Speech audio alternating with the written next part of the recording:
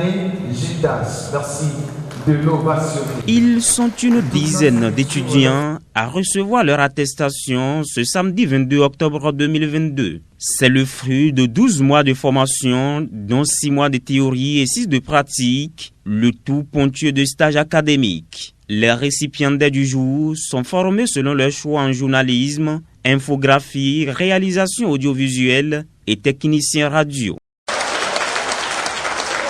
Chers parents, chers promoteurs de radio et de télévision, responsables d'agences de communication, bref, patrons d'entreprises de presse, je viens vous rassurer que ces produits Made in Sefima sont assez outillés et bien capables de vous servir et surtout de répondre valablement et convenablement à vos attentes. Simplement pour vous dire que ce sont des produits finis à consommer sans modération, comme ce fut le cas pour la toute première promotion qui se retrouve déjà au niveau de plusieurs organes de presse, de plusieurs médias sur l'ensemble du territoire national. À vous, chers récipiendaires, vous devez faire preuve de professionnalisme sur le terrain. Cette phase est terminée, mais sachez que c'est maintenant que le plus dur commence pour vous. Désormais aptes à servir sur le marché de l'emploi, les heureux du jour, devant formateurs, autorités, parents et amis, vont témoigner toute leur reconnaissance, mais ils ont surtout pris un engagement.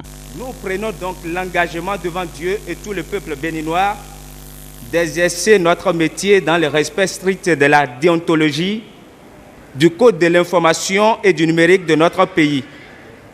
Nous vous rassurons aussi, chers responsables du centre Sefima, chers formateurs et chers parents, de ne pas vous décevoir et nous vous promettons de mettre l'accent sur la rigueur professionnelle. Créé il y a 2 ans, le Centre de formation et d'initiation au métier de l'audiovisuel, Sefima, marque déjà l'univers médiatique au Bénin. Pour preuve, plusieurs de ces produits de la première promotion font aujourd'hui le bonheur des organes de presse au Bénin. Les autres, capables de voler de leurs propres ailes, ont choisi le chemin de l'auto-emploi. Parce que ce centre, qu'on le veuille ou non, ça règle un problème en ce qui concerne le chômage dans la ville de Parakou, un problème de formation professionnelle. Parce qu'aujourd'hui, beaucoup d'enfants, beaucoup de parents veulent